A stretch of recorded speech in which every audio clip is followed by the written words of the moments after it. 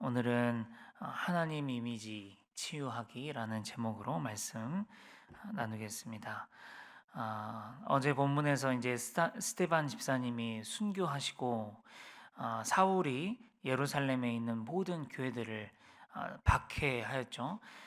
본문에서 교회를 잔멸하다 이렇게 표현하고 있는데 여기 해당하는 헬라어가 무슨 뜻이냐면 파괴, 큰 손상을 입히다 이런 뜻입니다. 당시에 사울이 교회를 박해할 때 그냥 이런 교회 건물만 찾아가서 박해한 게 아니라 집집마다 그냥 무조건 문 열고 들어가서 너 예수 믿냐? 예수 믿으면 다 데리고 잡아가서 감옥에 가뒀던 그 큰 박해가 있었습니다. 그래서 그날에 사도들만 예루살렘에 남고 모든 교회가 사방으로 뿔뿔이 흩어졌습니다. 우리 성도님들 보실 때 이 상황이 어떻게 보이세요? 좋아 보여요? 나빠 보여요? 나빠 보이죠? 절망적입니다. 아마도 우리가 그때 당시에 예루살렘에 있던 교회였다면 어떻게 반응했을까? 생각해 보면 간단하죠. 분명히 성령의 역사를 방해하는 마귀의 강한 역사다. 이렇게 생각했을 거예요. 그런데 어떻게 하나님께서 이걸 역전시키냐면 그날의 박해가 온 열방에 복음을 뿌리는 첫 시작이 되도록 사용하셨습니다. 여러분, 우리가 예수를 믿으면서도 어떤 안 좋은 상황이나 안 좋은 일이나 어떤 안 좋은 형편들을 내가 경험하거나 이렇게 만나면 그것을 우리는 어떻게 생각하면 너무나 이분법적으로만 나눠요. 그래서 안 좋게 보게 되는 경향이 있습니다. 여기서 이분법적이란 말이 뭐냐면 뭐 아니면 도다는 거죠. 좋은 일이면 좋으면 좋은 일이고 안 좋으면 안 좋은 일이에요. 여기에서 끝이지 좋은 일이 안 좋은 일일 거라고 생각 못하고 안 좋은 일이 좋은 일일 거라고 생각 못해요. 우리는 극단적으로 좋으면 좋고 안 좋으면 안 좋다. 이렇게 나눠 생각합니다. 어제 본문에 예루살렘의 박해는 분명 눈에 보기에 안 좋은 일임이 분명했지만 하나님의 손 안에서 그 일은 복음이 열방으로 뿌려지는 아주 좋은 일로 바뀌었습니다. 우리가 예수님 믿고 신앙생활할 때 이것을 꼭 기억해낼 수 있어야 됩니다. 우리가 하나님의 손 안에 있다는 것은 충분히 바뀔 수 있는 기회가 아직 있다라는 이야기입니다. 우리가 하나님의 손 안에 있다는 것은 어떤 일이든지 충분히 좋은 일로 바뀔 수 있다는 것을 이야기합니다. 그런데 여기서 단 하나 아주 중요하게 우리가 알아야 될 부분이 있는데 뭐냐면 이 좋은 일이라고 하는 개념에 대한 기준을 바로 아는 것입니다. 하나님께서 바꾸시는 이 좋은 일이라는 개념을 우리가 잘 알아야 돼요. 이 좋은 일이라는 개념은 하나님 나라의 확장과 우리의 신앙적 유익에 대한 좋은 일입니다. 무조건 좋은 일이 아니라 하나님의 나라의 확장과 우리의 신앙적 유익을 위한 좋은 일이에요. 우리가 바라는 어떤 것이 하나님의 나라의 확장이나 우리의 신앙적으로 유익하지 않는 것을 하나님은 주시지 않습니다. 하나님께서 가령 저에게 돈을 주셨을 때 저는 그것을 하나님 나라의 확장이나 신앙적인 유익을 위해서 사용하지 못하고 더욱 세상적으로 빠지거나 타락하는 일에 쓴다면 하나님께서 안 주신다는 거죠. 그러므로 우리가 어떤 일이든지 하나님의 손 안에서 좋게 변할 수 있다라고 한다면 그때 그 안에 들어가는 무조건적인 조건은 뭐냐면 하나님 나라의 확장과 우리의 신앙적 유익 있을 때 그때 하나님께서 좋은 일로 바꿔주신다는 거죠. 이제 다시 본문으로 돌아와서 오늘의 이야기를 나눠 보겠습니다. 그날의 사울의 박해는 교회가 뿔뿔이 흩어지게 했지만 열방에 복음을 전파하는 기회가 되었어요. 그 중에서 이제 빌립이라고 하는 집사님은 이제 사마리아로 가서 복음을 전하게 된 것입니다. 예수 그리스도에 관한 복음을 전하는데 성령이 그곳에 역사했습니다. 그래서 표적과 기사가 일어났는데 귀신들이 크게 소리를 지르면서 나가고 많은 중풍병자와 못 걷는 사람들이 눈앞에서 막 낫는 일이 벌어진 것이죠. 그러면서 빌립이 전하는 예수 그리스도의 복음을 사람들이 믿고 받아들였습니다. 그런데 이제 그 성 안에 어떤 사람이 있었냐고 이야기하냐면 시몬이라고 하는 사람이 있었다는 거죠. 이 사람은 마술사인데 빌립이 이 사마리아에 오기 전부터 이 사마리아 지역에서 이미 이름을 널리 알리고 있던 마술사였습니다. 그 시몬이 부리는 마술이 하도 신기하고 기이해서 사람들은 그의 마술을 하나님의 능력이라고 그렇게 했다는 것이에요. 말씀 사도행전 8장 10절 11절입니다. 시작. 낮은 사람부터 높은 사람까지 다 따르며 이르되 이 사람은 크다 일컫는 하나님의 능력이라 하더라. 오랫동안 그 마술에 놀랐으므로 그들이 따르더니. 네. 사마리아 사람들은 오랫동안 이 시몬의 마술을 보면서 놀랍게 여기고 그것이 하나님의 능력이고 역사라고 믿고 그렇게 살고 있었던 것이죠. 그렇게 살고 있었는데 이제 누가 나타났냐면 빌립이라는 사람이 나타난 겁니다. 빌립이 나타나서 마술사 시몬은 할 수 없는 경지에 있는 일들을 막 한 것이에요. 그들의 눈에 보기에는 그랬던 겁니다. 그러니까 이제 그러다 보니까 시몬을 따르던 사람들도 이제는 빌립을 따르고 빌립의 말을 듣고 빌립이 전하는 예수 그리스도를 믿고 다 세례를 받은 것입니다. 이에 이제 시몬도 놀랍게 여겨서 세례를 받고 이제 빌립을 따라다니며 그 큰 능력을 보고 놀랐더라 이렇게 이야기합니다. 이제 그 소식이 사마리아의 소식이 예루살렘에 있는 사도들에게 들려졌습니다. 뭐라고 들려졌냐면 사마리아의 사람들이 하나님의 말씀을 받았다라는 소문이 들렸다는 거예요. 여러분 복음은 말씀입니다. 신앙생활의 시작은 이 말씀을 받는 것부터 시작됩니다.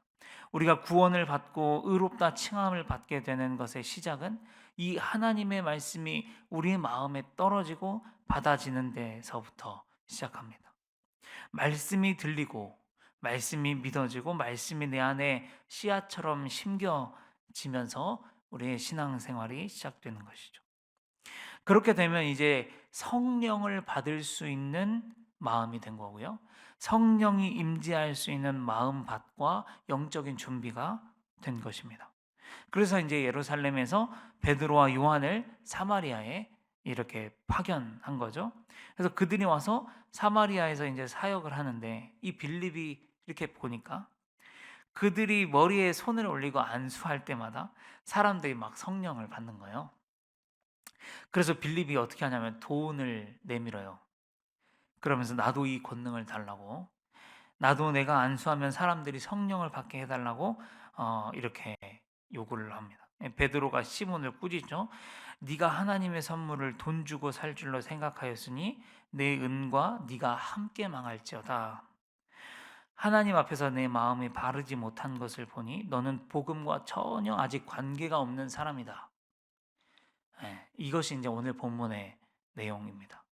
여기서 우리가 몇 가지만 교훈을 함께 찾아보도록 하겠습니다. 첫 번째는 뭐냐면 속일 수 있는 것 같지만 하나님 앞에 속일 수 있는 것은 하나도 없다는 것입니다.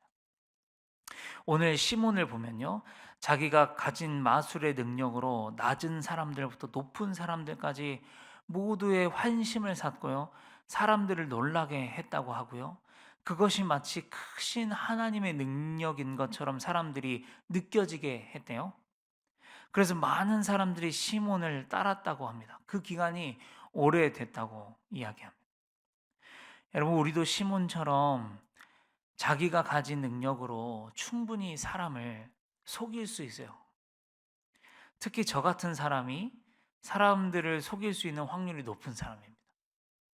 앞에서 찬양을 인도하고 설교하잖아요.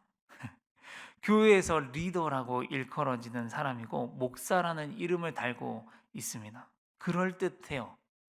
참 부끄러운 이야기지만 이것 때문에 어느 정도 우리 성도님들의 눈을 가리우고 속이는 게 분명히 있어요. 사실 그 정도가 아니거든요. 한참 못 미치는데 그렇게 바라봐 주고 주시는 분들이 있어요. 분명히 있어요. 그런데 저도요, 찬양할 때처럼 설교할 때만큼 못 살 때가 훨씬 많단 말이에요. 오늘 이 시몬이 사람들을 그렇게 속이는 모습에서 그런 제 모습이 오버랩 됩니다. 그리고 막 그렇게 이제 속여왔는데 결국 시몬이 어떻게 되는지 보시면 진짜 앞에서 다 뽀록이 나요. 자칭 크다 했는데 크지 않다는 게 뽀록이 나고, 하나님의 능력이라고 칭송받았는데 하나님의 능력이 아니었음이 뽀록이 나요. 결국 뭡니까? 하나님 앞에서 속일 수 있는 것은 없다. 거짓은 다 드러나게 되어 있다는 것을 알게 됩니다. 그래서 이런 묵상을 하게 됩니다. 우리가 언제까지고 가짜 모습 뒤에서 숨어서 신앙생활 할 거냐? 언제까지 가짜 뒤에, 가짜라는 모습 뒤에 숨어서 그런 척하고 진짜 신앙인 양 그렇게 살 수는 없다는 거예요. 이왕 진짜 우리가 하나님의 자녀가 됐다면 속이지 말고 그런 척하지 말고 진짜 그리스도인으로서 살아야 하지 않겠는가 하는 겁니다. 속이고 감추고 그런 척 하는 삶은 너무 불행하고 불쌍한 것 같아요. 제가 목사라고 해서 그 목사라는 이름 감투 뒤에 숨어가지고 그런 척, 신앙 좋은 척, 속이고 감추고 언제까지 그렇게 살 수 있을까? 만약에 그렇게 산다 그러면 제가 은퇴할 때까지 그 너무 불행한 인생이라고 생각합니다. 맨날 그렇게 숨어서 살면. 부족하면 차라리 부족한 대로 정직하고 겸손하게, 그러나 진짜 크리스천답게 살아가는 인생 되도록 이것을 위해서 기도하고 나를 하나님 앞에 자꾸 세우고, 사도 바울이 그러잖아요. 나는 죄인 중에 괴수라. 그래서 날마다 죽노라. 날마다 내 몸을 쳐서 하나님 앞에 복종시켰다. 그렇게 말씀했던 것처럼 우리도 이것을 위해 부단히 애쓰고 잘 세워가야 한다는 것입니다. 두 번째, 시몬의 모습을 통해서 내 신앙의 목적을 점검해야 합니다. 시몬은 빌립을 열심히 따라다니고 주시했어요. 그 목적이 무엇이었습니까? 말씀 읽어보겠습니다. 시작.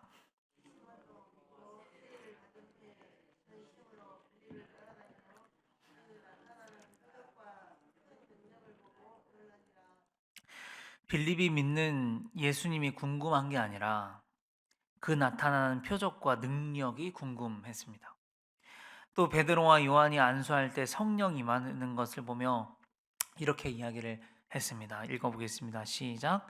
시몬이 사도들의 안수로 성령 받는 것을 보고 돈을 들여 이르되 이 권능을 내게도 주어 누구든지 내가 안수하는 사람은 성령을 받게 하여 주소서 하니. 네. 시몬은 예수 그리스도의 복음이나 성령이 누구신지에 대해는 전혀 관심이 없고, 이들이 왜 이런 복음을 전하고 있는지도 전혀 관심이 없고, 다만 자기도 저런 능력을 갖고 싶었던 것입니다. 자칭 크다고 일컬었고 사람들에게로부터 하나님의 크신 능력을 행하는 사람이라고 불리웠던 시몬의 저의가 탄로나는 순간입니다. 시몬의 저희는 능력을 갖고 싶었을 뿐입니다. 시몬의 저희는 자신의 성공이었습니다. 시몬의 저희는 하나님의 능력을 빌어서 자신이 유명해지고 싶었던 것이고, 더욱 큰 자가 되고 싶었던 것이고, 많은 사람에게 높임을 받고 싶었던 것이에요. 그것이 시몬이 성령을 받고 싶어 했던 목적입니다. 이에 빗대어 우리의 신앙의 목적을 돌아볼 필요가 있습니다. 우리는 하나님을 왜 믿고 있습니까? 무엇 때문에 기도합니까? 도대체 무엇을 믿고 계십니까? 어떤 하나님을 그려놓고 기도하고 계십니까? 혹 램프의 요정 지니와 같이 소원을 들어주는 하나님을 그려놓고 계시는 것은 아닙니까? 우리의 하나님 이미지를 치유할 필요가 있습니다. 신학교 다닐 적에 영성 과목 시간에 하나님 이미지 치유하기라는 책으로 공부할 때가 있었습니다. 우리가 다 같은 똑같은 하나님을 믿거든요. 근데 각 사람마다 하나님의 이미지가 달라요. 각자가 하나님을 생각하는 이미지가 너무 달라요. 그런 우리가 이 생각하는 이 하나님의 이미지, 왜곡된 이 하나님의 이미지를 성경에서 말씀하시는 하나님의 이미지로 바꿔가고 맞춰가는 시간이 바로 그 시간이었습니다. 그 부분을 오늘 설교 말씀에 적용한다면 오늘 우리는 하나님을 램프의 요정 지니와 같은 이미지로 생각하는 왜곡된 이미지를 바꿔야 돼요. 치유해야 합니다. 이것은 사실 주객이 완전히 전도된 신앙생활이에요. 하나님이 창조주시고 우리는 피조물이에요. 창조주가 피조물을 위해서 존재하지 않습니다. 피조물이 창조주를 위해 존재해요. 우리가 이 땅에서 살아가는 과정은 피조물이 창조주를 알아가는 과정입니다. 땅과 하늘과 바다와 변해가는 계절과 자라나는 나무와 피어나는 꽃들을 보면서 창조주 하나님을 알아가. 그리고 그 가운데 인간을 두신 하나님이 어떤 분이신지, 그분이 우리와 관계 맺어 주신다는 것이 얼마나 위대한 일인지, 그리고 우리가 감히 그분의 구원 사역에 동참하는 일이 얼마나 영광스러운 일인지는 다 알 수 없지만 알아가는 것이 우리 인간에게 주어진 삶입니다. 그것이지 하나님을 자기를 위하여 사용하고 자기의 소원을 들어주는 정도로 여기는 것은 정말 아니라는 것이에요. 자, 우리가 왜 이것을 바로 알아야 되냐면 베드로가 시몬에게 이렇게 꾸짖었기 때문입니다. 읽겠습니다. 시작. 베드로가 이르되 네가 하나님의 선물을 돈 주고 살 줄로 생각하였으니 내 은과 네가 함께 망할지어다. 네가 얻으려는 것과 함께 망할지어다, 이런 말이에요. 하나님을 통해 돈을 얻고 싶으냐? 그러면 네가 돈과 함께 망할지어다. 하나님을 통해서 높은 자리를 얻고 싶으냐? 그게 목적이냐? 그러면 높은 자리 때문에 네가 망할 것이다. 하나님을 통해 유명해지고 칭송받고 싶으냐? 그 유명세와 칭송 때문에 망할 것이다. 그렇기 때문에 우리가 하나님의 성경적인 바른 이미지를 가지고 있어야 잘못된 신앙생활을 안 할 수 있어요. 건강한 신앙생활을 할 수 있는 것입니다. 자, 그리고 이제 마지막입니다. 잘못된 하나님 이미지를 가지고 있는 사람에게 베드로는 어떤 처방을 내려주냐면 이렇게 이야기합니다. 시작. 그러므로 너의 이 악함을 회개하고 주께 기도하라. 사하여 주시리라. 네. 회개해야 하고 주께 기도해야 한다고 말씀합니다. 이제 말씀을 마무리하겠습니다. 진짜가 아닌 것은 탄로나게 되어 있습니다. 탄로나면 부끄러움 받습니다. 가짜는 오래가지 못합니다.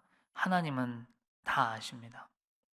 거품은요, 양이 많아 보이고 금방 잔에 넘칠 듯이 하지만 언제 있었냐는 듯이 사라지는 게 거품입니다.